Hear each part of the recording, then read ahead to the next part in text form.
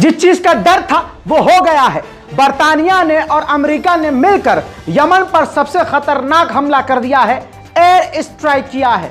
इतना खतरनाक air strike था कि आपको मैं तस्वीर दिखाऊं तो पूरा यमन दहल कर रह गया है।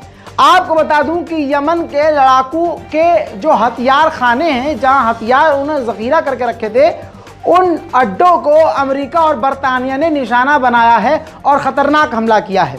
भारतीय वक्त के मुताबिक सुबह भोर में लगभग 5 बजे करीब, 4 और 5 बजे के बीच में यह बड़ा हमला बरतानिया ने और अमेरिका ने मिलकर एयर स्ट्राइक यमन पर किया है। यमन के 5 से 7 जगहों पर, जिसमें यमन की राजधानी सना है, दामर है, सादा है और हौदिया का एक इलाका है। इसके अलावा कई और इलाकों की अभी कंफर्मेशन आनी बाकी है, जहां अमेरिका और बरतानिया ने खतरनाक हमले किए हैं। हुतीस के खिलाफ सबसे बड़ा ऑपरेशन, आपके सामने तस्वीरें।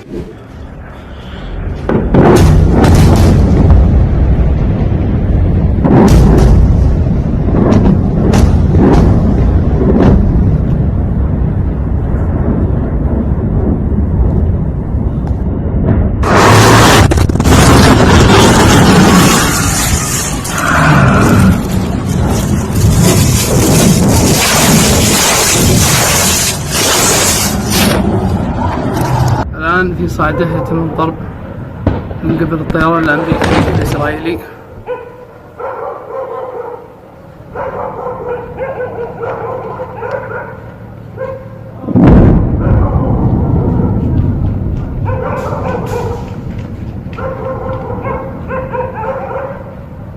في محافظة الصعدة. والله لن نرضى ما تعملون، لا يلومون أنفسهم.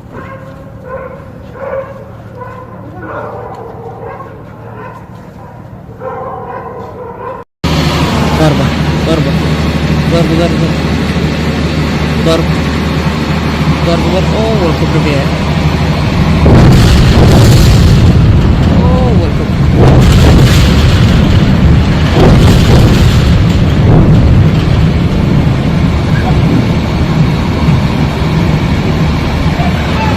आपको बता दूं कि हुतीस के द्वारा, अंसारुल्लाह के द्वारा बताया गया है कि कोई भी हमारा लड़ाकू अभी तक मारा नहीं गया है।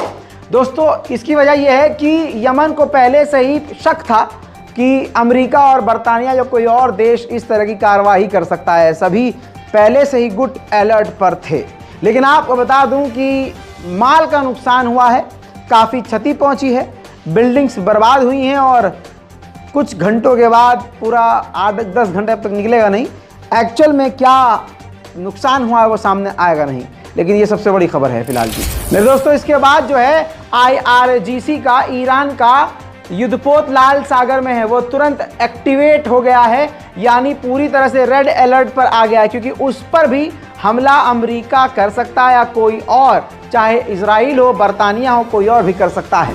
खबर यह आ रही है कि UAV प्रोडक्शन हाउस, यानी जहां हथियार बन रहे थे, ड्रोन बन रहे थे, उस जगह, उस फैक्ट्री को भी निशाना बनाया गया है यमन के अंदर। मेरे दोस्तों, अभी अभी बिल्कुल ब्रेकिंग न्यूज आई है कि 5 से 7 जगह नहीं बल्कि 10 से 15 जगह यमन पर खतरनाक हमला किया है बरतानिया और अमेरिका ने। मेरे दोस्तों, यमन का इंटरनेशनल एयरपोर्ट भी बुरी तरह से क्षतिग्रस्त हुआ है और यमन ने आधिकारिक तौर से कहा है कि इस हमले में अमेरिका और बरतानिया अकेले नहीं थे, इजराइल का भी इसमें पूरा रोल था। मेरे दोस्तों, बुरी बात यह है कि सऊदी अरब को पहले ही से यमन ने कहा था कि अपने एयर स्पेस का इस्तेमाल होने मत दीजिएगा हमारे ऊपर हमला होने के लिए।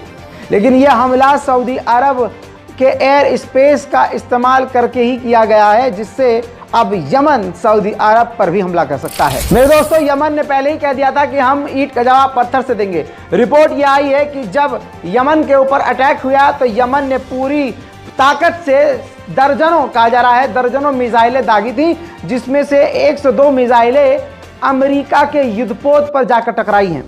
हालांकि अमेरिका इस नुकसान को छुपाएगा, लेकिन आप बता दूं कि अमेरिका और बरतानिया ने अपनी पूरी ताकत का इस्तेमाल किया था, यानी रॉकेट दागे थे ज़मीन से भी, हवा से भी और समुद्र से भी। जी हाँ, नेवी का भी इस्तेमाल किया है, युद्धपोत का इस्तेमाल किया है और सबमरीन से भी यमन पर हमला किया है। कमाल की बात यह है कि व्हाइट हाउस ने बताया कि बहरीन, ऑस्ट्रेलिया, कनाडा और नीदरलैंड इन्होंने हमारा साथ दिया है इस हमले में, यानी सराहना की है कि ठीक किया है। मेरे दोस्तों, यमन ने जब दर्जनों मिसाइलें दागी थी जवाबी कार्रवाई में भी कुछ वक्त पहले अमेरिका और बरतानिया के हमले के बाद, तो उसका वीडियो आप देख लीजिए।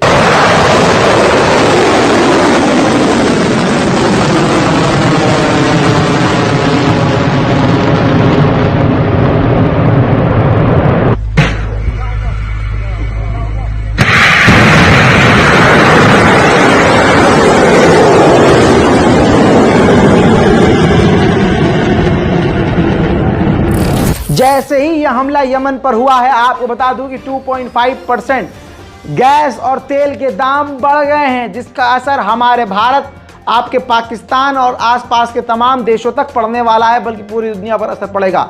दोस्तों, मिडिल ईस्ट के हालात और भी बदतर हो चुके हैं। अंसारुल्लाह के एक करीबी अधिकारी ने देखिए ट्वीट किया और कहा है कि अब हम कंफर्टेबल हैं।